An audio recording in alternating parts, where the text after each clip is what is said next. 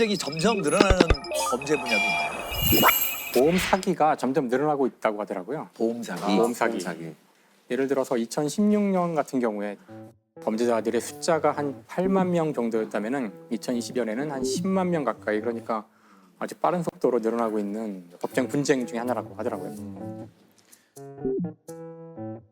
보험 사기 금액이 대략 한 25% 정도 증가한 거고요.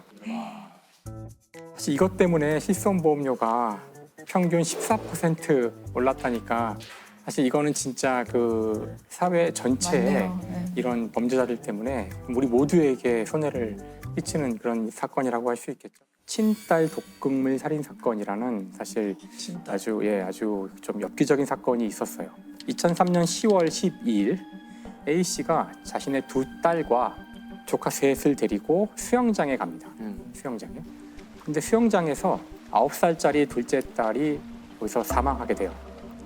그 물에서 사망하게 되는데, 수영장에서 뭔가 이게 의심이 된다, 좀 석연치 않다. 왜냐하면은 보통의 익사사고 같은 경우는 이제 사람을 꺼내서 긴급 조치를 하게 되는데, 그때 막 코하고 입으로 물이 나와야 된대요. 정상적인 상황이라면 그냥 조용히 그냥 죽은 거예요. 그러니까 그런 것들이 다 석연치 않았던 거예요. 부검을 하자고 얘기를 하게 됩니다. 이제 이 아이를 부검하기로, 이제 부검을 해봤더니 독살됐다는 결과가 나온 거죠. 그래서 이제 조사해 보니까 그 A 씨가 익사 사고가 일어나기 전에 둘째 딸에게 음료수를 줬다는 거예요.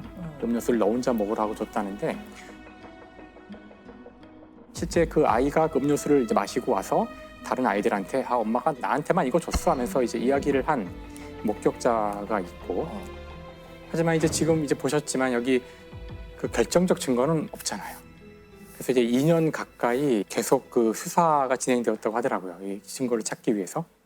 사건을 이제 조사해 보니까 경찰에서 바로 그 둘째 딸이 죽기 바로 전날 보험을 들었다는 거예요. 아이에게 상해보험을 들었고, 보험을 들 당시에 A 씨가 돈이 없어서 보험 설계사가 그 계약금을 대신 내주면서 굉장히 무리스럽게 보험을 들었다는 거예요. 그리고 특히나 그 이 수영장은 사망 사고가 있었을 경우에 1억 원을 보상한다는 그걸 이제 내걸었다고 하는데, 좀 특별한 상황이죠. 알고 이제 아마 했을 것 같고요. 더더군다나 이제 수상한 것은 A 씨가 이제 진술서를 쓰게 되는데 좀 이게 이상하다는 거예요. 진술서를 보면은 이건 믿기 어려운 그런 것들이 많이 있기 때문에 아마 프로파일링 했겠죠. 그랬더니 좀 이게 이상하다는 거예요. 그 엄마 같은 경우에는 경찰에 잡혀와서 이제 진술서를 쓰게 되는데요. 아주 여러 가지 문제점들이 많이 발견이 됩니다. 그 시간에 무슨 일이 있었는가를 쓰라고 했더니 그 진술서를 보면 누구한테 전화를 걸어가지고 우리 애 누구누구가 사고를 당해 위급하다, 도와달라라는 전화를 했다라고 써놨는데, 이 위급하다라는 말을 처음에는 위독하다라고 썼어요. 그걸 지우고 위급하다로 바꿨었어요. 근데 이런 흔적들도 당시에 이 진실을 분석하던 프로파일러들이 포착을 해내서 제공이 됐고, 두 번째로는 이제 뇌파를 이용한 이 사람의 진술이 맞는지를 검토하는 방법들이 있는데요. 뇌파 가운데 P300이라는 뇌파 측정 방법이 있어요. P300이란 거는 그 사물을 보고서 이 사물을 내가 전에 본 적이 있다면 0.3초 후에 바로 어딘가 팍 튀는 그 뇌파가 있대요. 그걸 가지고 봤더니 뭐 범행에 사용된 것으로 보이는 요구르트병 같은 걸 이제 봤을 때 뭐 반응을 한다던가 뭔가 의심스럽다. 그다음에 서로 이제 그 신문을 하고 하는 동안 미세 표정 분석, 아마 다 전문 영역이실 텐데, 지금 이야기한 여러 가지 증거들이 다 이 사람의 진술을 믿지 못하게 하는, 결국 이제 지금까지 얘기했던 여러 가지 그 정황 증거라든가 다른 간접 증거들을 모아서 A 씨한테는 그 유죄가 선고됐고 무기징역이 이제 구형됐다고 합니다. 친딸을 살해한 혐의로 2년 만에 구속된 37살 김모 씨. 딸 이름으로 보험에 가입한 지 단 하루 만에 딸에게 독극물을 먹여 살해한 혐의를 받고 있습니다. 김 씨의 거짓말을 뒤집을 수 있었던 것은 뇌파 검사. 경찰은 김 씨에게 범행 당시 사용됐을 것으로 보이는 과자와 음료수를 보여줬더니 김 씨의 뇌파가 급격히 변하며 양성 반응을 보였습니다. 경찰은 살인 혐의로 구속영장을 신청했고 법원도 처음으로 뇌파 검사의 증거력을 인정해 구속영장을 발부했습니다. 그런데 이제 이걸로 이 사건이 끝나는 것이 아니라 조사 과정에서 이 내연남과 이제 통화한 여러 가지 기록들도 다 조사 대상이 되니까 그 내연남과 통화하는 중에 내연남이 이런 말을 해요. 너 또 약 먹였어? 뭐 이걸 변명을 할 수가 있겠지만 뭔가 이제 석연치 않은 거예요. 그렇죠. 그래서 이제 다른 범죄가 더 있을지도 모른다는 네. 이제 의심이 들어서 이 A 씨의 주변을 이제 쭉 조사하다 보니 좀 이제 끔찍하다면 끔찍할 어떤 그 정황들이 나오기 시작하는 거예요. 그리고 이 A 씨의 남편이 2년 전에 죽었는데 이제 거기에도 이제 의혹이 있다고 알려져 있어요.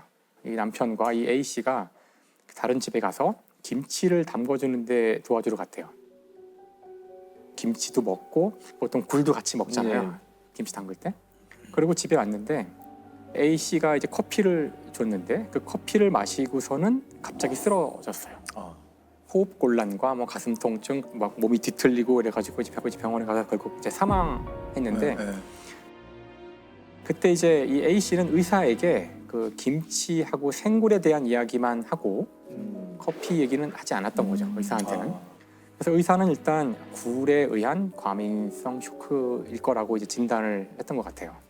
당시는 그냥 그렇게 처리가 됐는데 새로운 상황에서 이 사건을 들여다보니까 이 죽은 남편에게 이 보험이 2개가 있었는데 이 사고 전에 4개의 보험을 더 든 거예요. 3,700만 원의 보험금을 받게 돼요. 근데 그때는 물론 의심하지 않았던 거죠.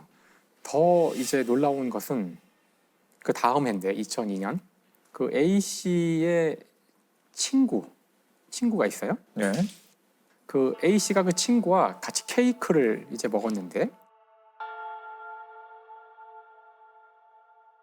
그리고서는 친구가 사망을 해요. 갑자기 사람이 죽었으니까 부검을 해서 조사를 해봤는데 일단 급성 심근경색이라는 진단을 내리기는. 근데 이제 그 부검에 참여했던 그 수련이가 메모를 하나 해놨는데 약물 중독이 의심된다라고 써놓긴 했어요. 그러니까 약물 중독인 것 같긴 한데 뭐 확실하진 않고 이런 어쨌든 공식적으로는 그냥 심근경색에 의한 것으로 종료를 했는데 이 사건이 이제 엽기적인 이유는 이 죽은 이 친구가 사망하기 이 사건이 일어나기 직전에 생명보험에 들어요. 네. 근데 정말 희한하게도 이 생명보험의 수혜자가 네. 바로 이 A 씨예요. 되게 이상하죠. 왜 친구한테 그렇게 되지? 누가 생명보험을 들 때 자기 친척이나 자기 뭐 가족이 아니라 친구한테 드는 경우는 없잖아요. 죽은 친구의 남편이 진정서를 이제 수사기관에 제출했지만 증거가 부족하다는 이제 이유로 그냥 기각됐다고 하더라고요. 이미 다 그 2사람 다 시신이 다 벌써 처리가 돼가지고 다시 조사할 수 없는 상황이었다고 하더라고요.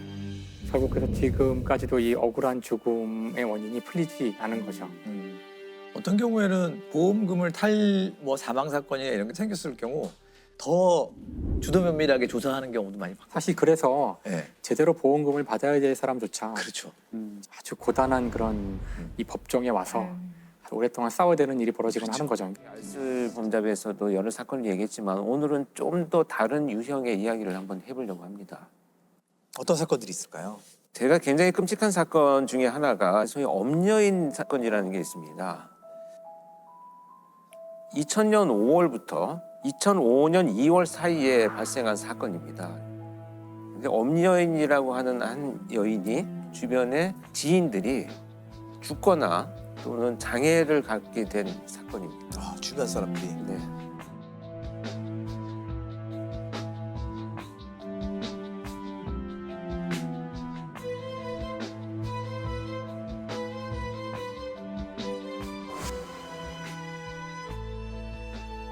개요를 좀 몇 가지 하나씩 살펴보겠습니다.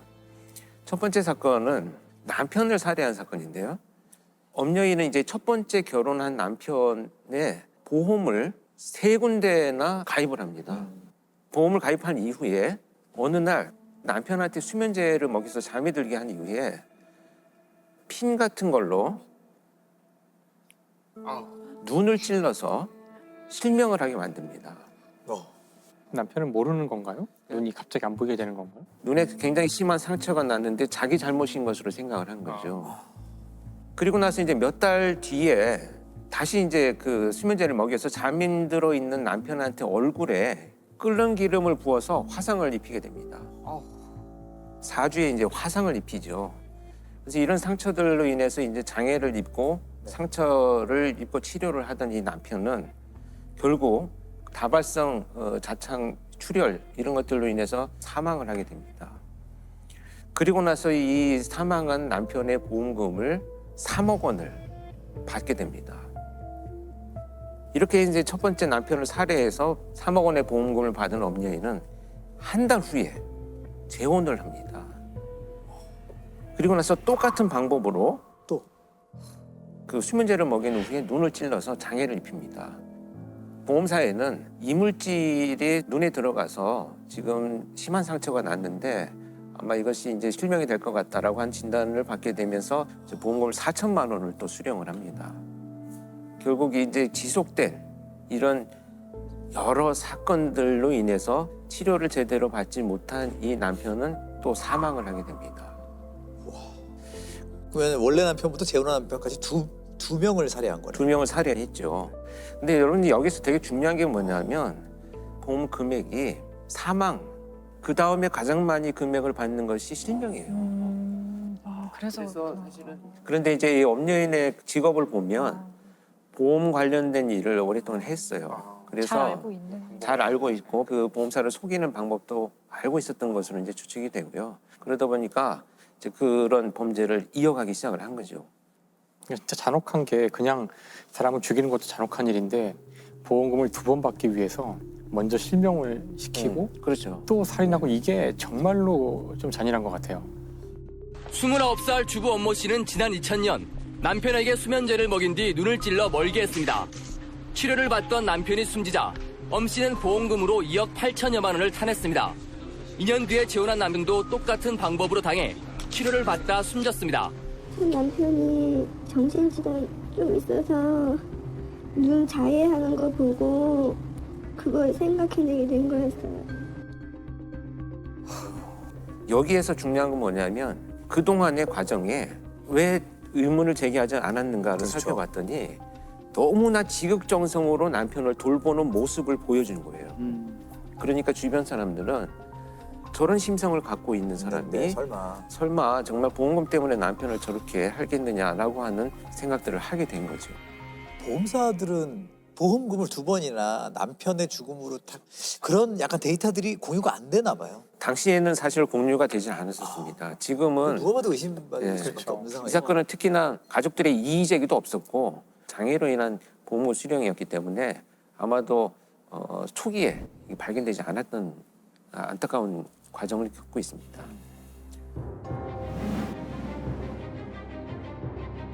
이제 이 두 사건을 저지르고 나서 이 엄녀인은 본격적으로 범행을 저지르기 시작을 합니다. 이제 시작이었던 거죠. 어이쿠. 그래서 이 범행의 대상은 결국 이제 자신의 가족들로 향합니다. 정말 끔찍한 것이 수면제를 탄 주스를 만들어 가지고 자기 어머니한테 그걸 먹게 만듭니다. 정신을 잃은 어머니의 눈을 주사바늘로 찔러 가지고 또 실명을 시키고 장애를 만들죠. 결국 이제 이 사건으로 어머니가 실명한 보험금 7천만 원을 또 자기가 수령을 하게 됩니다. 그때 사건을 계속 이어갑니다. 지금 사건이 계속 남아 있어요. 와, 사건은 이럴 수가 있지. 이제 그 친오빠를 대상으로 자행이 됩니다. 수면제를 사용해서 정신을 잃게 만든 다음에 염산을 부어가지고 눈을 실명을 시킵니다. 이때 이제 이 오빠가 치료를 하기 위해서 병원에 입원을 합니다. 결국 친오빠도 살해를 해야 되겠다라고 생각을 해서 입원을 한 병원에 찾아가가지고 링거 호수에 이물질을 넣어서 살해하려고 계획을 했지만 병원에 이제 그 감시 시스템이 잘 돼 있어서 실패를 하게 됩니다. 근데 이 사건은 지금 말씀드린 사건은 이제 범행이 다 끝나고 나서 본인의 자백에 의해서 밝혀진 사건이에요. 이게 좀 개요들만 훑어가는데도 너무 이건 분노가 아니고 약간 경악스러운. 여기에서 정말 이제 경악스러운 일이 더 벌어집니다. 5번째 사건이 발생을 하게 되는데요.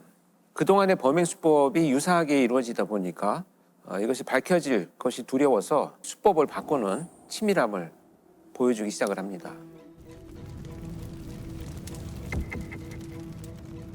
오빠와 동생한테 수면제를 먹인 후에 방화를 저질러서 화상을 입힙니다.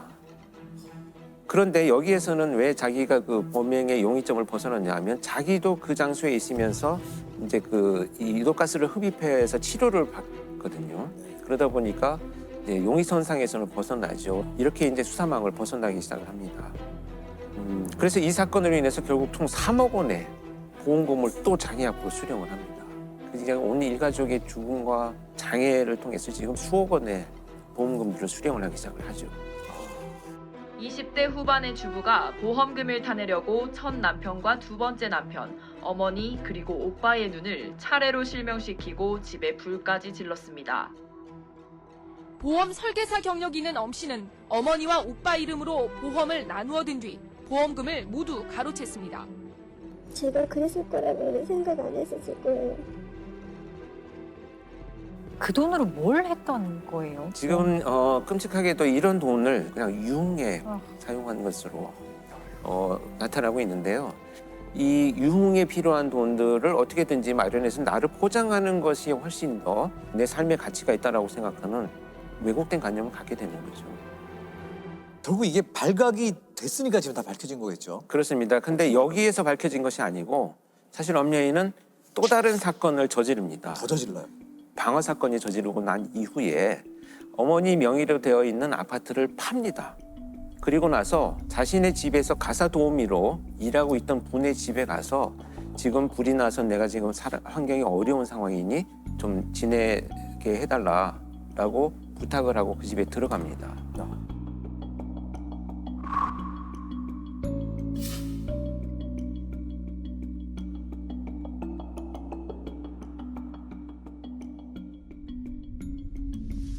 강 씨의 집에서 거기에서 또 방화 범죄를 저지릅니다. 결국 그 화재로 강 씨 남편은 사망을 합니다. 그리고 강 씨는 그 화상을 입어서 이제 병원에 입원을 하게 되고요. 그리고 자기도 이제 현장에 있었다라는 이유로 용의선상에서 벗어났는데 마지막까지 이제 시도를 하기 위해서 심지어 강 씨가 입원해 있는 병원을 불을 지르려고 갑니다. 그래서 시도를 하는데 네. 다행히도 이제 그 방화 미수에 그칩니다. 이때 이제 그 주변 사람들한테 발각이 되어가지고 체포가 되면서 이 수많은 악행들이 드러나게 됩니다. 엄 씨는 잠시 머물렀던 파출부 강모 씨의 집에도 불을 질러 강 씨의 남편을 숨지게 한 혐의도 받고 있습니다. 결국 이로 인해서 최종 무기징역이 선고가 되어가지고 수감 생활을 하고 있습니다. 이 엄여인의 사이코패스 그 점수라는 게 있다고 하는데 그게 아주 화제였던 것 같아요. 저도 실제 그 이제 송치되기 전에 분석을 하기 위해서 프로파일링을 하기 위한 면담을 했었는데 사이코패스 검사는 40점 만점에 24점, 25점이 넘어가면 굉장히 위험한 사람이다라고 평가를 합니다.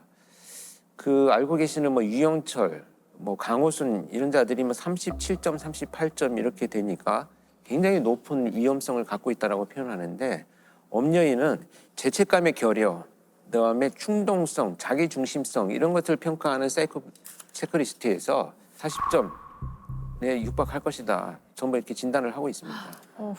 그러니까 자기중심적 사고나 또는 충동성 이런 부분들이 굉장히 심각하게 높았던 제가 직접 만났을 때는 의외로 거의 말을 하지 않았었어요.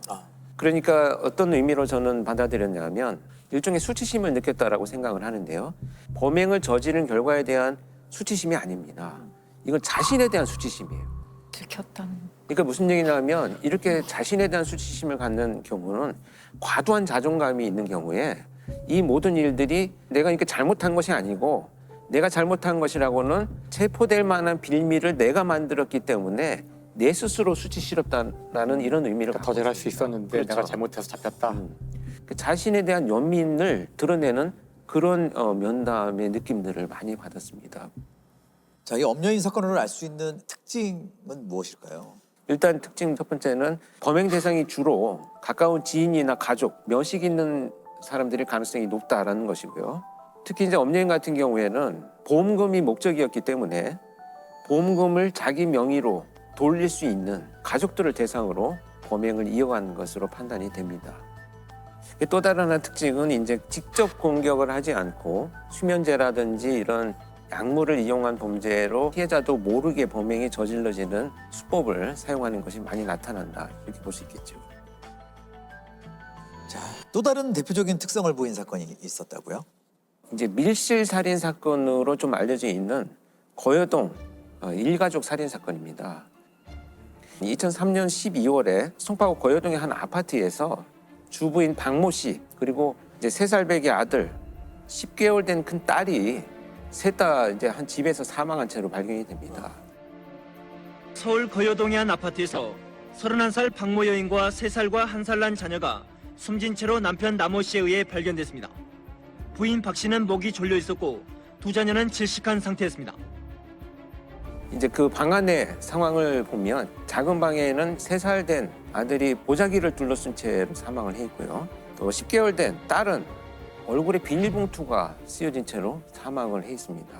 그리고 그 방문 난간에 빨랫줄이 연결되어 있는데 거기에 피해자가 목을 맨 채로 사망을 해 있습니다. 그래서 발견이 된 건데요. 이게 왜 밀실 사건이 됐냐면 문은 잠겨져 있었고 아파트 열쇠가 가방에 들어있는 채로 작은 방에서 발견이 되거든요. 그다음에 뭐 발자국이나 족적이 나타난 흔적 이런 것이 이제 발견되지 않으니까 경찰이 초기 단계에서는 아이들을 살해하고 자기가 이제 극단적인 선택을 했다 이렇게 이제 초기 판단을 하죠. 그런데 남편이 진술을 합니다. 도무지 우리 가족은 그동안에 살면서 이렇게 그만한 갈등도 없었다. 그래서 경찰이 이제 CCTV 수사를 하죠. 누군가 이제 드나든 사람이 있는가. 이때 발견된 사람이 한 명 있습니다. 이 사람이 누구냐면 이 사망한 피해자 박모 씨의 고등학교 동창인 이모 씨입니다. 이 이모 씨가 사망한 시간으로 추정되는 시간에 엘리베이터를 타고 여기 왔다가 간 흔적을 이제 발견을 하게 되죠. 그래서 이제 참고인으로 조사를 하기 시작을 하는데 이 이모 씨가 조사받는 수사관 앞에서 옷소매를 내리면서 자기 손등을 가리는 행위를 합니다. 손을 왜 그렇게 자꾸 가리느냐 이렇게. 라고 봤더니 빨랫줄에 융선이 이렇게 나타나 있었던 거예요. 그리고 그 빨랫줄이 쓸려 있던 이런 선이 발견이 됩니다. 줄로. 그래서 이 경찰관이 이 여성의 집에 이제 압수수색을 가게 됩니다. 근데 이 압수수색을 갔더니 이 여성의 집에서 일기장이 나왔는데요. 이 일기장 안쪽에 종이 한 장이 발견이 됩니다. 이 종이에는 어떻게 살해할 것인가를 계획한 계획서가 발견이 되죠.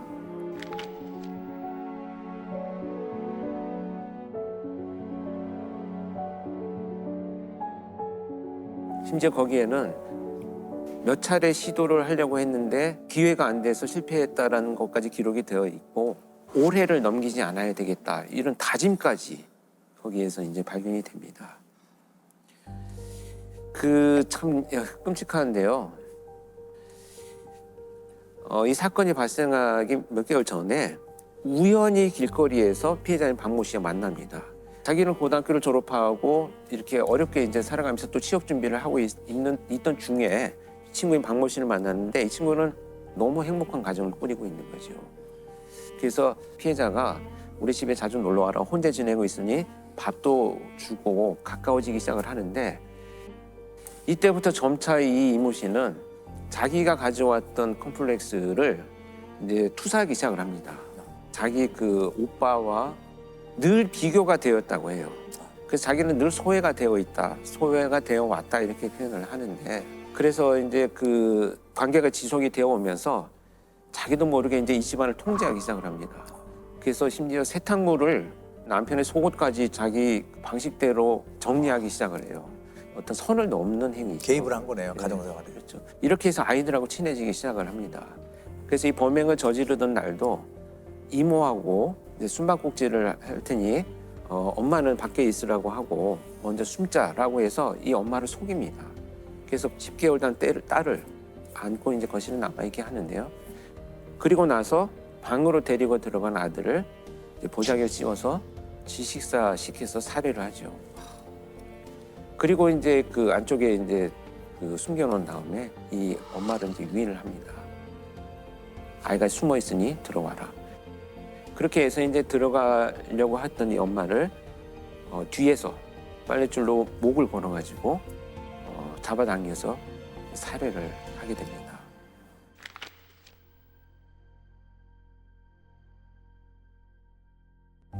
근데 이 어머니가 그렇게 목이 졸렸을 경우에는 대부분 굉장한 그렇죠. 저항을 반항문이 하고 있죠. 네.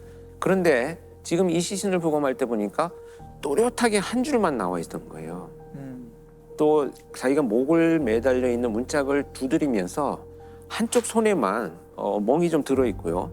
왜 이런 일들이 벌어졌는가 했더니 그렇게 목을 졸려서 죽어갈 때 이 박모 씨는 10개월 된 아이를 안고 있었던 거예요. 그래서 자기가 벗어나려고 하는 자구적 행동을 하지 않고 아이를 보호하기 위해서 그냥 그렇게 피해를 당하고 결국은 사망을 했죠.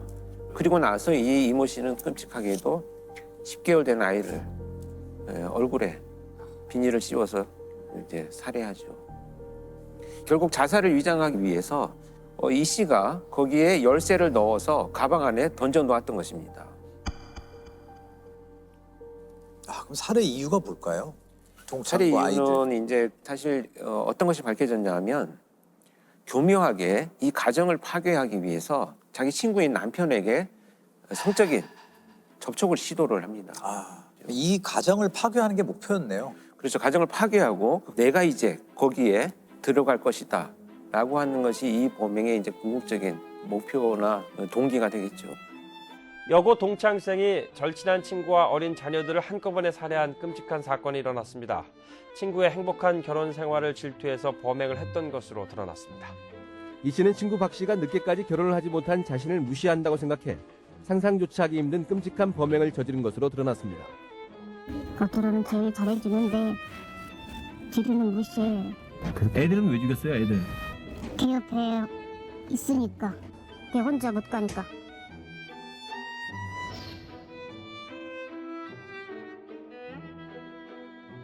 그 우연한 만남이 없었으면 좋았을 것을. 거리에서 만났던 그렇죠. 사실 그렇게 보면 어떻게 보면 범죄는 그렇게 선의를 베푸는 사람들이 있고 피해를 입는 경우들이 많아서 결국은 더 뭐 안타깝고 우리가 분노하는 부분이기도 하죠. 결국 이제 아까 염려인 사건처럼 이 두 범죄의 대표적인 특징은 범행이 우발적이고 충동적인 것이 아니고 자신이 처한 상황을 벗어나기 위해서 굉장히 치밀하고 계획적이었다라는 특징이 있습니다. 그리고 자기 목표를 이루기 위해서 사람의 목숨을 도구로 쓸 수도 있지 않나 이런 특징들을 발견을 했던 사건입니다. 지금도 프로파일러들은 사건이 다 끝나면 맨 마지막 작업으로 항상 이런 그 면담을 몇 시간 동안 해서 그들이 갖고 있는 모든 문제점들을 다 밝혀내고 나서 우리가 예방을 하기 위해서는 지금 무엇을 접근해야 되겠느냐, 지속적으로 연구를 할 수 있는 시스템을 구축하거나 만드는 것도 필요하지 않겠나, 이런 것이 이제 목표가 되어야 되겠죠.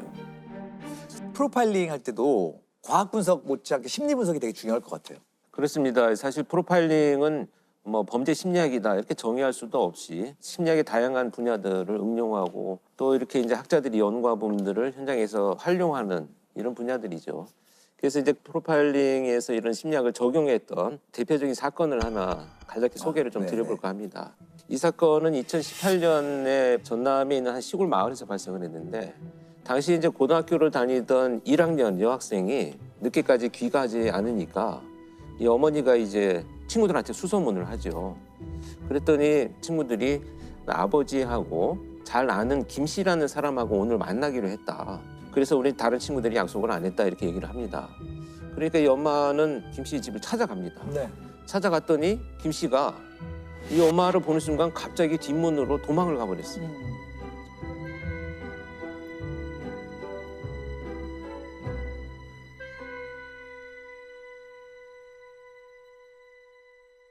그러고 나니까 이제 의심점이 굉장히 높아지죠. 그래서 경찰에 신고를 합니다. 이 사람을 만나러 갔다고 한 우리 딸이 지금 연락이 두절됐다. 해서 이제 경찰이 와가지고 이 사람의 신원을 확보하기 위해서 수색을 했는데 못 찾았어요. 그런데 다음 날 아침 6시경에 이 사람이 일하고 있는 그 공장 인근에서 목을 매서 사망한 채로 발견이 됩니다. 전남 강진에서 실종된 10대 여고생의 행적이 닷새째 묘연합니다. 앞서 A양은 집에서 나간 뒤 연락이 끊겼습니다. A양이 사라진 다음날 아침 아버지 친구인 51살 B씨는 집 근처 철도공사 현장에서 숨진 채 발견됐습니다. 사망 현장을 가서 봤더니 타살의 혐의는 전혀 없었고 모든 정황이 스스로 극단적인 선택을 한 상황으로 밝혀집니다. 약간 용의자로 볼 수 있는 용의자죠. 사람이 사망을 한 거네요. 그렇죠. 자, 이렇게 되니까 이제 문제가 되는 것은 아이도 지금 어디 있는지 모르고, 그렇죠. 유력한, 그러니까 이 아이의 행적을 마지막으로 만난 김 씨도 사망을 해버렸기 때문에 무슨 범죄인지조차도 모르고 그렇죠. 범죄가 발생했는지도 모르는 이런 상황이 이제 전개가 됩니다. 일단 아이를 찾아야 되잖아요. 그렇죠. 거기에서 이제 프로파일러들의 역할은 과연 그렇다면 지금 드러난 이 상황만 가지고 여러 가지 심리학적인, 사회학적인 분석들을 통해서 어디에 실종된 아이가 있을 가능성이 가장 높으냐를 우선순위를 결정하는 겁니다. 그걸 이제 심리학적 재구성이라고 하는데요. 6월 12일 날 아버지 친구 김 씨가 부모님 몰래 아르바이트를 제안을 합니다. 이 아이는 굉장히 성실하게 학교 공부를 열심히 하는 아이였었는데 그래도 뭐 가게에 좀 도움이 되고자 아르바이트를 수락을 하고 나간 것이 문자에서 발견이 됐어요. 김 씨는 A양에게 아르바이트를 소개해 준 것으로 알려졌습니다. 하지만 이 사실을 다른 사람에게는 알리지 말라고 말한 것으로 전해졌습니다. A양은 실종 전날 친구에게 문자를 남겼는데 이 같은 내용이 담겨 있었습니다. 또 자신이 위험하면 신고해달라고도 당부했습니다. 그런데 이틀 후에 김 씨가 자신의 직업과는 관계없는 낫하고 전기 이발기가 있어요. 머리를 깎는 이거를 구입한 흔적이 나타납니다. 그 다음에 이제 약국에서 수면 유도제까지 구입한 그런 흔적이 나타나죠. 명백하게 지금 어떤 일이 예상이 되지 않습니까? 그리고 나서 실종 당일에 사실 직접 둘이 만나는 장면을 찍히지는 않았어요. 그런데 2시 15분경에 김 씨 차량이 마을에서 가까운 곳에 붙어 있는 한 야산, 이 야산으로 막 이동을 하는 흔적들을 이제 포착을 합니다. 김 씨의 차량이. 예, 김 씨 차량이. 그런데 그 야산 밑에서 한 2시간 반 정도 차가 머물러 있는 그 정황을 발견을 해요. 그래서 굉장히 의심스러워지죠. 그로부터 한 2시간 정도가 지난 4시 24분에 이양의 휴대폰이 꺼져버립니다. 경찰은 이양의 휴대전화 신호가 끊긴 야산에서 아버지 친구로 언급된 51살 김모 씨의 차량이 머물렀던 사실을 CCTV를 통해 확인했습니다. 분명히 CCTV에 포착이 된 이런 상황인데 관건이 뭐냐 하면 이제 이 아이가 정말 그 시간에 이걸 같이 있었느냐를 확인할 수 있는 방법이 없다는 거예요. 그래서 굉장히 언제 어려운 상황이 지속이 되죠. 그런데 이 이후에 이제 김 씨 행적을 살펴보면 더 의심스러운 것이 5시 한 10분경에 집에 도착을 하는데 자신의 차를 일단 세차를 하기 시작합니다. 세차를 하기 시작을 하고 자기가 그날 입고 외출했던 옷을 마당에서 태우는 장면이 또 목격이 돼요. 그래서 뭔가 증거를 인멸하고 있구나라는 것이 이제 유력해지기 시작을 합니다. 그렇게 이제 수색을 하던 중에 결국 8일 만에 그 동선상에 있는 산 정상에서 시신은 발견이 됩니다. 아르바이트 소개를 받는다며 집을 나선 뒤 연락이 끊긴 여고생 A양이 실종된 지 8일 만에 야산에서 숨진 채 발견됐습니다. 차량에서 발견된 이발 도구와 낫에서도 A양의 DNA가 나왔습니다.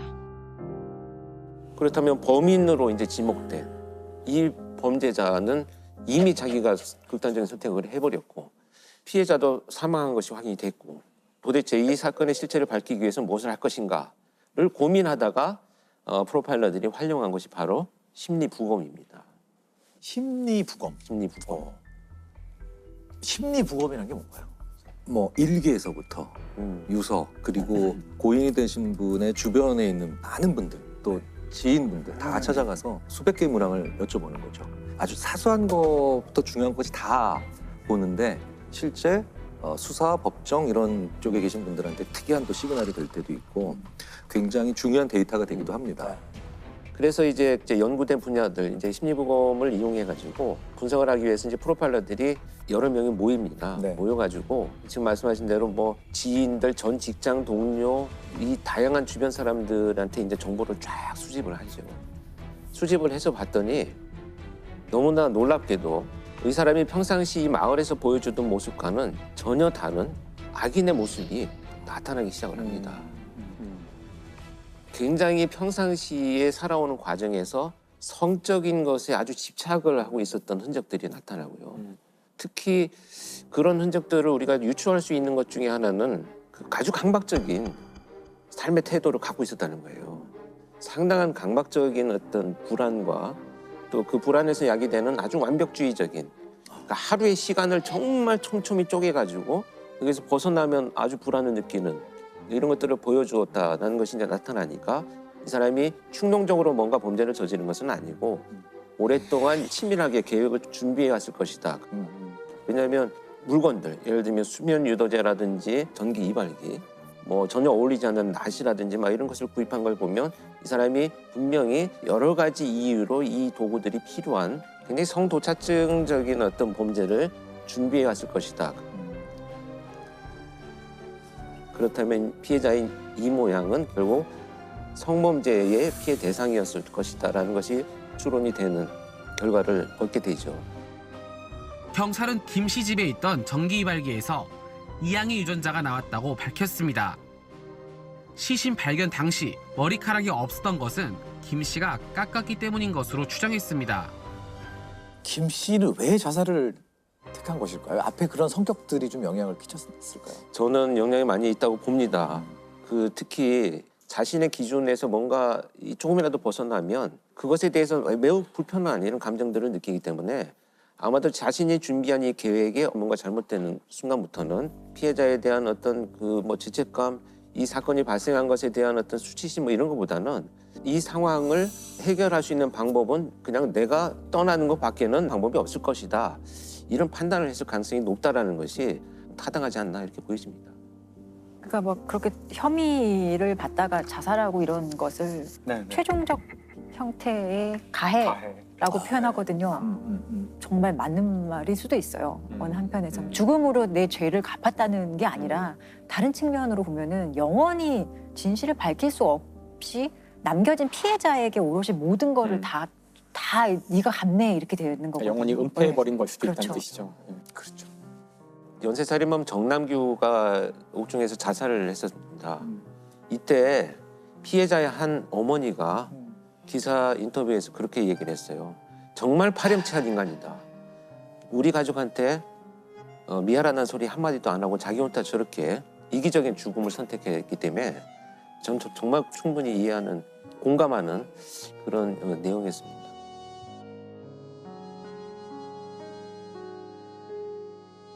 또 10년지기 생매장 사건.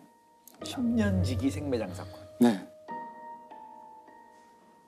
연도는 2017년이고요. 경기도 성남에 있는 주민센터에서 시작이 돼요. 기초생활수급자한테 이제 현금이나 물품을 나눠주는 업무를 하시는 사회복지사분이 한 아주머니가 걱정이 되기 시작을 하는 거예요. 이 아주머니를 A 아주머니라고 할게요. 그 아주머니가 오셔야 될 때가 지났는데 안 오세요. 계속 안 오시니까 경찰에 신고를 합니다. 이 A 아주머니는요, 약간 좀 어눌한 분이었어요. 그렇다고 일상생활이 막 이렇게 못하실 정도는 아니었어요. 그리고 이제 주변 사람들한테도 물어보니까 주변 사람들이 별로 걱정을 안 해요, A 아주머니를. 아니 뭐 전에도 뭐 이렇게 좀 뭐 나가가지고 뭐 며칠 있다 돌아오시더라 뭐 이런 식이었어요. 근데 이 A 아주머니는 문자 메시지도 평소에 안 보내고 뭐 물건 살 때도 신용카드를 안 쓰시는 분이라 가지고 좀 그 생활 반응이 잘 안 나오는 분이었어요. 현금 쓰고. 네. 근데 길어지다 보니까 경찰서에서 아 이거 좀 이상하다 하면서 강력팀으로 사건을 맡깁니다. 그래서 이제 A 아주머니가 평소에 친했던 사람이 누굴까, 그 사람들한테 A 아주머니 근황을 좀 물어봐야겠다 이러면서 수사를 하는데 성남에 모란시장 있잖아요. 그 5일장. 이 A 아주머니가 그 모란시장에 장이 열릴 때마다 가서 거기서 시간을 많이 보내셨다고 해요. 그리고 특히 이제 20분 정도가 모여가지고 커피 마시고 수다 떨고 뭐 이런 어르신들이 많은데 그분들이랑 좀 친분이 있었대요.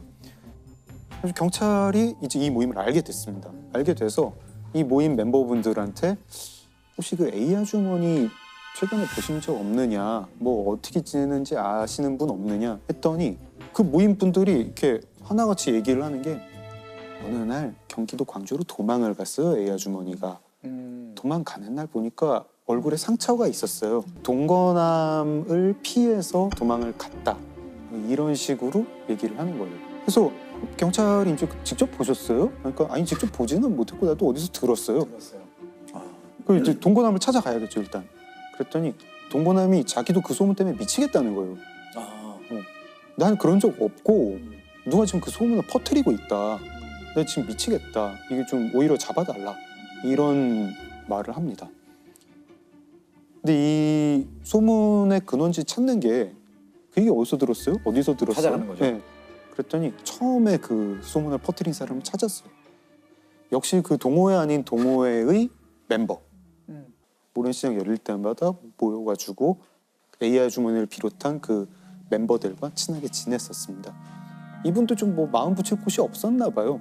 남편은 철원에서 밭농사를 혼자 하면서 이씨 아주머니는 얼마나 모란시장의 진심이었냐면 서울의 이제 강북 지역에 심지어 사시는 분이었는데 아들 차를 타고 왔어요. 근데 아들도 뭐 변변한 직업이 없는 청년이었거든요. 그 아들이 어머니를 위해서 자기가 차도 없는데 렌트카를 빌려가지고 그 렌트카를 타고 되게 효자네요. 그리고 이 사람들 말이 A 아주머니랑 그 이씨 아주머니는 특히 친했다 이렇게 얘기를 해요. 근데 친하긴 친한데 대등한 관계가 아니었던 것 같아요. 왜 뭐 커피 좀 타와라 그러면 커피 타오고 약간 상하게 관계가 있는 좀 미묘하게 이제 언니 동생 관계로 이씨 아주머니가 A 아주머니를 좀 봐주기도 하고 근데 또 뭐 심부름 같은 거 시키기도 하고 A 아주머니는 이씨 아주머니한테 언니라고 부르고 뭐 이런 관계였습니다. 근데 경찰이 이씨 아주머니한테 그 A 아주머니 경기도 광주에 갔다는 거 어떻게 아셨어요? 하고 물어보니까 자기가 직접 들었대요. 언제 들었느냐? 7월 14일에 들었다. 모란시장에서 들었다. 근데 이 7월 14일이 좀 특이한 날인 게 A 아주머니가 휴대폰이 그날 꺼지거든요. 그날 꺼지고 이후에 켜지지가 않아요. 그러면서 이 이씨 아주머니가 나는 그 다음번 모란시장 열릴 때 7월 19일에도 A 아주머니를 봤다. 모란시장에서. 그때도 건강히 와가지고 모란시장에 있다 갔다. 경찰이 이제 그때부터 좀 이상한 거예요. 왜냐하면 7월 19일에 A 아주머니를 모란시장에서 봤다고 하는 사람은 아무도 없어요. 이씨 아주머니만. 네. 그리고 7월 14일에도 없어요. 아무도 없는데 이게 어떻게 된 걸까? 좀 그래도 이씨 아주머니 말하는 게 좀 이상하니까 이씨 아주머니가 그 아들이 빌렸던 렌트카 그 행적을 한번 추적을 해봅니다. 7월 14일에 그 차가 서울에서 성남으로 왔더라고요. 와가지고 좀 있다가 철원에 가요. 그래서 수사팀의 어떤 형사분은 뭐 남편 잠깐 근데 그 A 아주머니 휴대폰 끊긴 게 어디지? 찾아보니까 남양주에서 끊겼어요. 남양주에서. 네. 성남에서 철원 가려면 중간에 남양주를 거쳐야 돼요. 가는 길이죠. 네, 가는 길에 끊기니까 이상한 거예요. 그래서 이씨 아주머니 아들을 불러가지고 최근에 철원 언제 갔다 오셨어요? 하고 물어보니까 아버지 만나러 뭐 며칠 날 갔었고요. 며칠 날 갔었어요. 하는데 7월 14일만 얘기를 안 해요. 거기서 추궁을 안 합니다. 자동차 내역 봤더니 7월 14일 갔구만 이 얘기를 안 하고 그냥 거기서 빠르게 그 철원 집을 압수수색 영장을 청구를 해서 수색 영장을 받습니다. 그래서 그 철원 집을 갔어요. 형사팀이 영장 이제 보여주면서 여기 좀 수색 좀 하겠습니다 이러고 수색을 한참 하는데 아마 형사팀은 혈흔 같은 걸 좀 찾고 싶었던 것 같아요. 여기서 뭔 일이 일어난 거 아닐까 이러고 근데 남편분이 나 그럼 좀 화장실 좀 갔다 올게요 이러면서 중간에 이제 화장실을 갔어요. 형사분들이 이제 얼굴이 하얗게 질렸겠죠. 일대를 막 찾습니다. 찾는데 그 집이 있고 헛간이 좀 떨어져 있었는데 헛간에서 그 사이 목을 매가지고 자살을 했어요. 지금 피의자로 지목된 사람은 이 씨랑 이 씨 아들인데 왜 남편이 자살을 하지? 네. 이 집에서 도대체 무슨 일이 있었던 걸까? 이 씨 아주머니랑 그 아들은 체포를 했죠. 이제 따로따로 놓고 압박을 하니까 뭐 금방 무너지죠. 사실은 A 아주머니를 살해를 했다. 7월 14일에 우리가 모란시장에서 입구에서 할 말 있다고 잠깐 얘기 좀 하자, 동생아. 차에 태웠다. 그리고 이 씨 아주머니가 평소에 불면증이 있어가지고 약을 먹고 있었는데 네. 그 약에서 이제 수면제를 골라가지고 20알을 모은 거를 커피에 타서 건넸다. 아주 A 아주머니는 그 커피를 마시고 차를 몰고 철원으로 가다가 남양주 즈음에서 A 아주머니 휴대폰을 꺼내서 껐다. 그리고 철원에 가서 남편이랑 같이 셋이서 그렇게 잠든 A 아주머니를 세 사람이 합세해서 묻었습니다. 살아있는 사람을. 그래서 생매장 사건이 된 거예요. 네. 어디다 묻었는지 파악을 해서 거기를 이제 파봤죠. 팠더니 정말 A 아주머니 시신이 나왔고 A 아주머니 코 속에 흙이 호흡을 하려다가 네, 아마 주무시는 상태에서 돌아가셨던 것 같은데 그때 이제 흙이 코로 들어왔던 거죠. 아들과 함께 10년지기 지인을 산채로 매장한 여성이 경찰에 붙잡혔습니다. 아들 박 씨는 A 씨를 살해하러 가는데 같이 가자는 어머니 부탁을 받고 함께 범행한 것으로 조사됐습니다. 공범인 이 씨 남편은 경찰 수사망이 조여오자 자택 인근 창고에서 목을 매 스스로 목숨을 끊었습니다. 이유가 너무 궁금하죠. 뭘까? 예, 네. 예. 이게 뭐 이유가 한 가지가 아니었던 것 같아요. 이제 이 씨 아주머니가 A 아주머니를 약간 동생처럼 때로는 이제 좀 자기 하인처럼 부리다가 생매장 살인 사건이 일어난 건 2017년인데 틀어진 건 아마 2015년부터인 것 같습니다. 2015년에 무슨 황당한 일이 일어나냐면 이 씨 아주머니가 A 아주머니를 데리고 철원에 갑니다. 자기 남편 집에 가요. 철원에 간 적이 있구나. 네. 가가지고 셋이서 거기서 막 술을 마셨어요. 네. A 아주머니랑 자기 남편이 성관계를 맺게 하려고 그랬던 거예요. 그 이유는 이제 남편이랑 이혼을 하고 싶은데 남편이 이혼을 안 해주는데 이렇게 불륜 사건을 만들어서 이혼을 하고 재산 분할을 할 때 자기가 좀 유리하게 하려고. 그런 일이 있고 나서 A 아주머니의 동거남이 그 사실을 알게 됩니다. 당연히 화가 나죠. 화가 나서 이 씨 아주머니를 찾아가서 아니 어떻게 이럴 수가 있냐고 이렇게 막 말다툼을 하는 일이 있었어요. 그리고 1년이 지나서 2016년 여름에는 두 가지 일이 거의 비슷한 때 일어나는데요. 이 씨 아주머니 아들이 이제 중고차로 수입차가 한 대 사고 싶은 거예요. 네. 근데 이제 뭐 채무 이런 게 좀 뭐 있었던 모양인지 자기가 살 수가 없었어요. 네. 그래서 이 씨 아주머니가 A 아주머니한테 야, 네 인감증명서 좀 갖고 와라.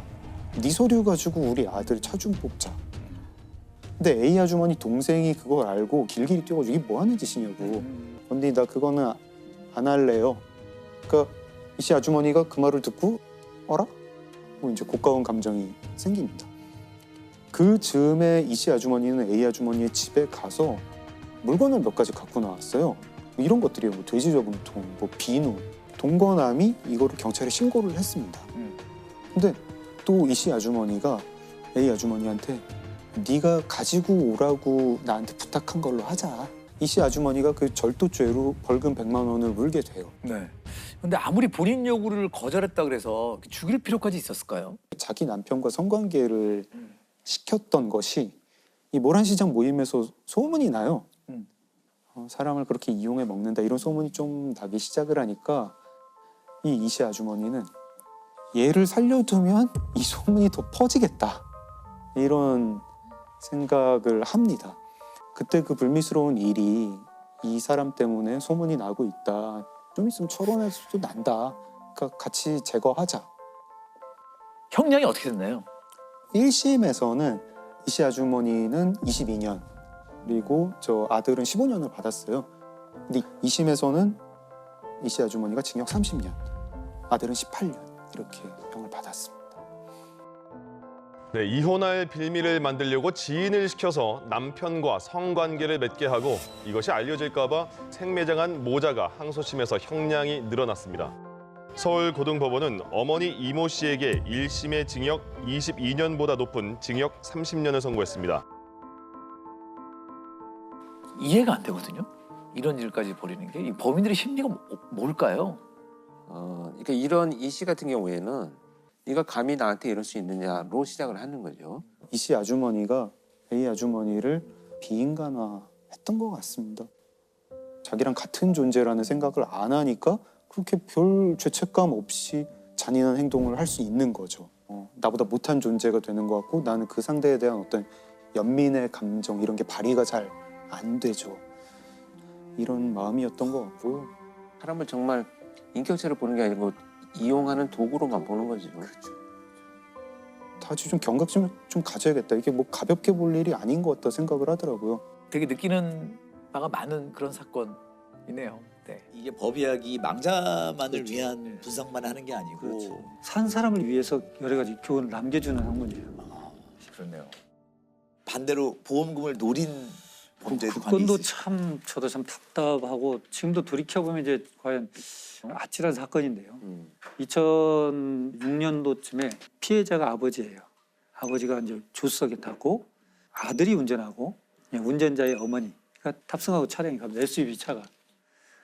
근데 교차로에서 좌회전하면서 이미 정차돼 있던 소나타를 충격을 해요. 네. 주도를.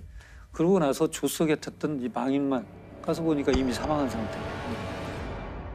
크리스마스 밤에 교통사고로 한 50대 공무원이 숨졌는데요. 일가족이 타고 있던 SUV 차량이 신호대기 중이던 승용차를 들이받았습니다. 이 사고로 SUV 차량 조수석에 타고 있던 공무원 54살 김모 씨가 그 자리에서 숨졌습니다. 가족들은 가장인 김 씨가 교통사고로 숨졌다고 진술했고 서둘러 시신을 화장했습니다. 가족이 탑승한 상태에서 조수석에 탄 사람만 돌아가셨잖아요. 당연히 응급실 인턴쌤은 교통사고로 인한 사망, 의심할 여지가 없이 사망진단서 띄어졌죠. 그런데 사고 처리반은 우리 공 교수님 아시겠지만 사고 처리용 사진을 찍는 거예요. 첨부해야 돼 사진. 그 사진을 몇 장을 찍고 사망진단서는 발부됐고 사고 처리라는 것은 인정이 돼 있으니까 당연히 끝났죠. 근데 이게 이제 교통사고인데 문제는 장례 연락을 안 했어요. 부고를. 직장에도 연락하지 않고 또 형제들한테도 연락하지 않고 아무한테도 연락하지 않고 장례를 치러버려요. 화장을 해버렸어요. 그러고 나니까 이게 좀 이상한데 가족들은 수사를 요청을 해도 시신도 없고 사진만 있고 그러니까 이게 자꾸 안 풀리던 사건이 있었어요.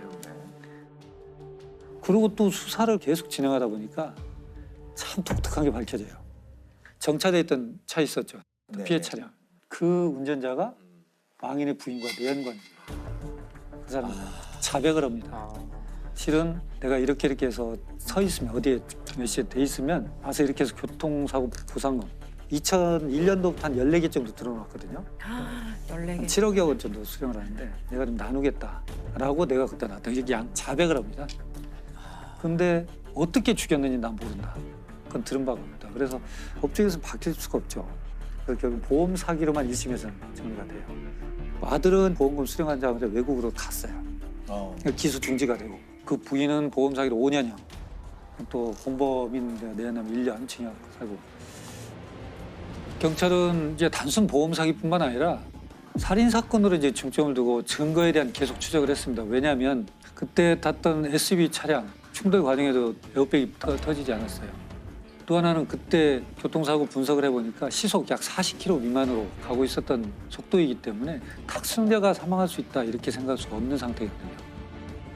근데 이제 2008년도에 저한테 이제 자문 의뢰가 됐죠. 근데 시신이 없구나 그러면 할 수가 없어요. 제 입장에 참 어렵다. 사건 계획을 다시 한번 들어봤어요. 그래서 보니까 그렇게 했는데 사진상 보면 전방 유리창이 2군데가 깨져 있어요. 거기에 2군데가 충돌돼 있으면 누군가가 2번 부딪혀야 되거나 또는 조수석이니까 뒷좌석에 탔던 부인이 부딪히거나. 부인과 운전자인 아들은 아주 정상이거든요. 근데 이게 좀 이상하다. 근데 시신 장례식장에서 찍은 사진이거든요. 지금 교통사고 처리반이. 근데 딱 뒷면을 보는데 시반이 형성이 잘 돼 있어요. 시반이라는 게 그 피가 이제 고여가지고 그럼 피부 결국은 밑에 우리가 사망했다 그러면 심장이 멈추는 거거든요. 심장이 멈추면 혈액이 돌아다닐 힘을 잃어요. 그럼 이건 맥체이기 때문에 중력이 작용하는 방향으로 그대로 이동을 해요. 시간이 걸립니다. 어느 정도 자리를 잡으면 색깔이 나타나기 시작해요. 근데 이 사람은 앉아있는 상태에서 사고가 나고 응급실 가서 계속 실려가면서 등 뒤로 이동할 수 있겠죠. 근데 시반이 사망한 지 1시간 반 만에 그렇게 형성될 수가 없어요. 조수석에 타기 전에 이미 누워있는 상태에서 시반이 형성됐어야 돼요. 사망 시간을 그 훨씬 전으로 봐야 돼요. 그래서 2심에서는 이게 이제 무기징역이 되죠. 그리고 이제 살인 혐의가 돼서 외국에 나와 있던 아들은 민터폴로 체포가 돼서 들어왔죠. 일단 둘 다 이제 무기징역. 단순 교통사고 같았지만 망자의 부인과 아들이 범인으로 지목됐습니다. 김 씨 앞으로 14개의 보험이 가입돼 있었고 피해 차량 주인이 숨진 김 씨 부인의 내연남인 것도 의문이었습니다. 재판부 역시 김 씨가 살해된 상태로 사고를 당했다고 판단했고 김 씨의 부인과 아들에게 각각 무기징역을 선고했습니다.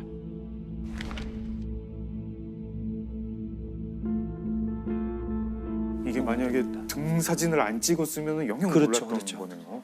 오히려 장례를 정상적으로 좀 치렀으면 묻힐 뻔했던 거네요. 이분들의 좀 성급한 마음이 꼬리를 잡히게 된.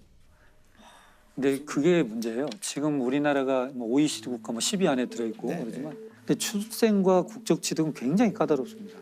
근데 사망에 대한 것은 굉장히 허술해요.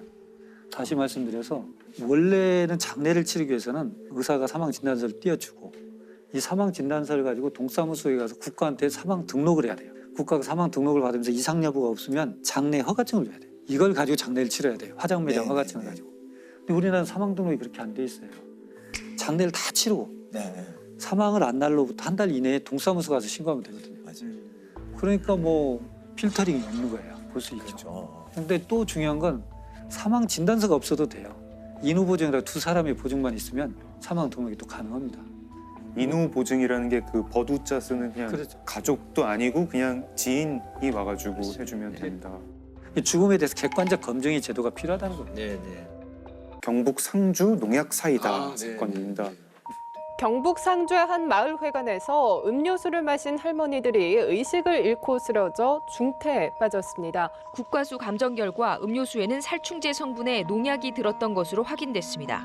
무색 무취의 농약이라서 할머니들이 농약이 섞여 있다는 것을 모른 채 음료수를 마셨던 것으로 보입니다.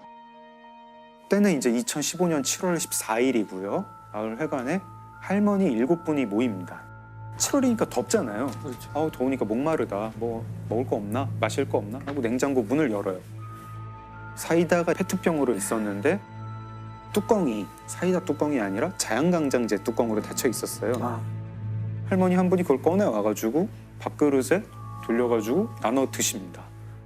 나눠 드시는데 한 분은 내가 집에서 마가루를 이제 물에 타가지고 마시고 와가지고 난 안 먹겠다 이러면서 한 분은 안 드세요.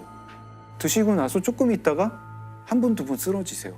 한 분, 두 분 쓰러지고 할머니들이 이제 쓰러진 채로 구토를 해가지고 토사물이 얼굴에 뒤덮이고 하도 한 분은 이제 그 구토를 격렬하게 하셔가지고 틀니가 빠질 지경이 돼요. 제일 젊었던 할머니가 비틀거리면서 나가요. 마을회관 옆집에 살던 할머니가 마당을 기어다니던 할머니를 보고 형님 왜 그래요? 이러면서 119에 신고를 합니다. 그 마을회관 안에는 할머니 5분이 계속 발작을 하고 계신 거예요. 근데 그 안에 할머니 5분이 있다는 걸 구급차가 몰라요. 아이고 이런. 신고를 한 분만 했구나. 거의 1시간 가까이 돼서 이 5 할머니는 그때서야 병원을 가는 거예요. 그 할머니 6분 이제 다 중태에 빠지시고 결국 2분은 돌아가세요. 경찰이 당연히 오죠. 마을회관에 있던 모든 액체를 다 수거를 하고 금방 밝혀내요. 들어있다. 네. 사이다와 특정 성분의 살충제가 섞여 있었다. 이거는 그러면은 계획적인 범죄고 살인 범죄다. 수사를 하죠. 마을 입구에 CCTV가 있어요. 외부인 온 사람들을 다 수색을 해요. 근데 외부인 중에는 없는 것 같아요. 외부인 중에는 없는 것 같고 그럼 내부인인가? 이 마을 너무 작아가지고 마을 사람들 다 서로 알고 다 형님 동생하고 누가 원한 가진 사람도 없는데 이게 어떻게 이럴 수가 있지? 자연스럽게 의심의 방향은 왜 할머니가 7분이 모였는데 한 분만 사이다를 안 드셨나? 안 드신 분. 네. 그 안 드신 분한테 이제 수사 초점이 모아가게 되죠. 수사할 때 의심스러운 부분들이 많이 나와요. 그 할머니가 타고 다니는 전동 휠체어가 있는데 거기서 농약 성분이 나오고 이 할머니 옷에서 그 살충제 성분이 나와요. 제일 또 의심스러운 거 하나가 그 할머니 집에 그 마당 뒷뜰에 뚜껑 없는 자연강장제가 나오고 그 자연강장제 안에 살충제가 성분이 나와요. 그리고 할머니 집에서 자연강장제가 9병이 더 나오는데 그 9병이랑 마당에서 발견된 한 병이랑 유통기한이랑 제조번호가 같아요. 같은 세트네요. 네, 같은 세트. 10개짜리 한 상자를 사서 하나를 마시거나 비우고 거기에 살충제를 넣어서 마을회관에 가서 사이다를 탄 거 아닐까? 이제 경찰이 이 할머니를 용의자로 특정을 하고 체포를 합니다. 저는 경찰청에서 제가 근무할 때여서 투입이 됐어요. 이분이 마을회관으로 가는 동선이 늘 있어요. 늘 있는데 공교롭게도 그랬는지 아니면 자기가 범행을 하려고 하는 긴장도 때문에 그런지 그날 다른 곳으로 가요.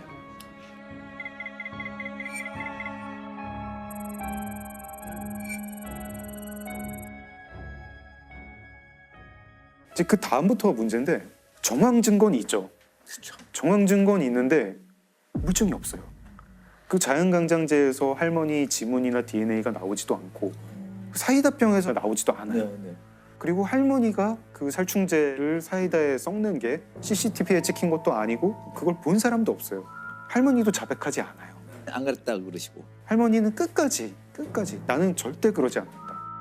강력범죄의 어떤 성향이 있는 분들도 아니고 하니 계기만 만들어주면 잘 자기가 이 범죄가 왜 저질러졌는지에 대한 동기를 스스로 밝히고 자백을 할 줄 알았는데 끝까지 완강하게 결국은 마지막까지 이렇게 자백하지 않고 갔는데 그렇게 해서 국민참여재판을 신청을 하게 돼요.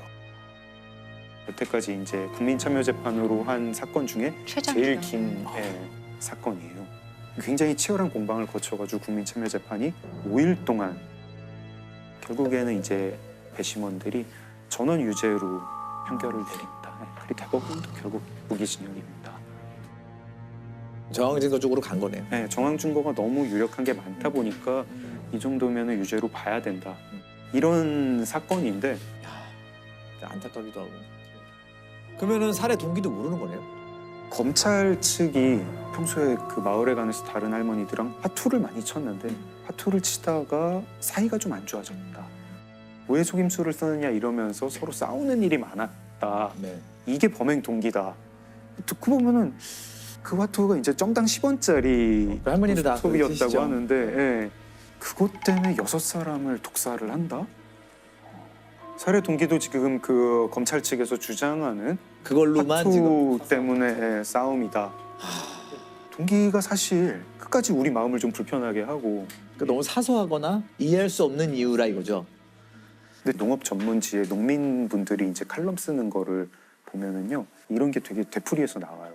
이렇게 답답한 줄 몰랐다. 스트레스는 참을 만한데 어디 갈 데가 없다. 사람 눈을 피해서 어디 갈 곳이 없다.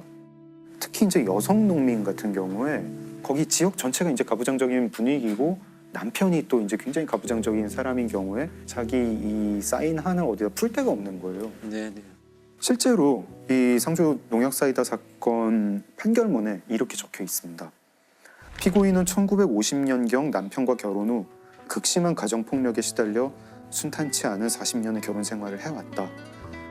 피고인은 오랜 기간 누적되어 온 강압적 환경에 대한 스트레스 및 폭력에 의한 억압, 자존감 저하로 인하여 급기야 사소한 감정 문제에도 심한 분노를 느끼는 지경에 이르렀다. 제가 종합보고서에 썼던 내용이거든요. 학대받는 여성 증후군의 증상들을 조금 나타내셨어요, 이분이. 실제로. 그 문제로 인해서 이분이 자기가 뭔가 침해받는 것에 대해서 너무 예민한 반응을 해오셨어요. 그러니까 분노나 이런 건 조절이 잘 안 돼 있고 내 텃밭에 누군가 옆집에서 팔을 한 2단만 여기 심어놓게요 해도 뽑아서 막 던져버릴 정도로 이제 감정이 극단적으로 왔다 갔다 하는 약간 문제가 있어서 이게 누적되어 와서 나를 무시하고 속여 나를 계속 뭐 이런 것이 이제 촉발되었다고 보는 거죠. 씁쓸하게 또 저희 마음을 좀 무겁게 만드는 사건이었습니다.